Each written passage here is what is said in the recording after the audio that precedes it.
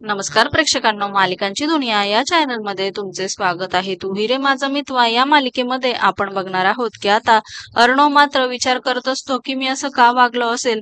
मला ईश्वरीवर चिडायचं होतं पण मी का चिडलो नाही. आणि त्यानंतर मात्र तो लावण्यासमोर ईश्वरीचं कौतुक करतो. तेव्हा मात्र ईश्वरी म्हणते, तुम्ही खरंच माझं कौतुक करत आहे का?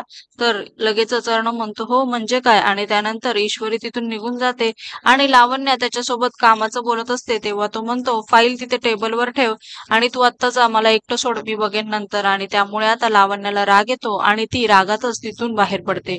येणाऱ्या भागात आपण बघणार आहोत की आता मात्र इकडे अर्णव मनाशी विचार करतो की मला तर खरं तिच्यावर चिडायचं होतं पण मी का चिडलो नाही, हा प्रश्न तो स्वतःलाच विचारतो. दुसरीकडे मात्र आता ईश्वरी आणि नम्रता दोघी जणी बोलत असतात. तेव्हा मात्र आता पुढे लगेचच ती सांगू लागते, ताई तू बघच आता उद्यापासून मी त्याच्याशी कट्टी घेणार आहे, अगदी आपण लहानपणी करायचो तसंच.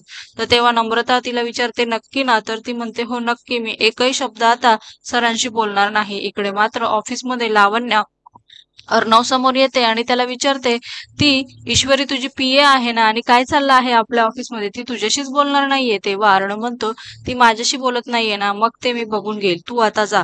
आणि असं म्हणून पुन्हा एकदा तो लावण्याचा अपमान करतो. त्यानंतर ईश्वरी त्याच्या कॅबिन मध्ये येते आणि त्याच्याशी न बोलण्यामुळे ती टेबलवर पेन वाजवू लागते. त्यामुळे आता अर्णव तिच्याकडे बघतो आणि तो सांगू लागतो की आपल्या प्रोजेक्टसाठी मला 4 मराठी मधल्या लाईन पाहिजे आहे, त्या कुठल्या असेल.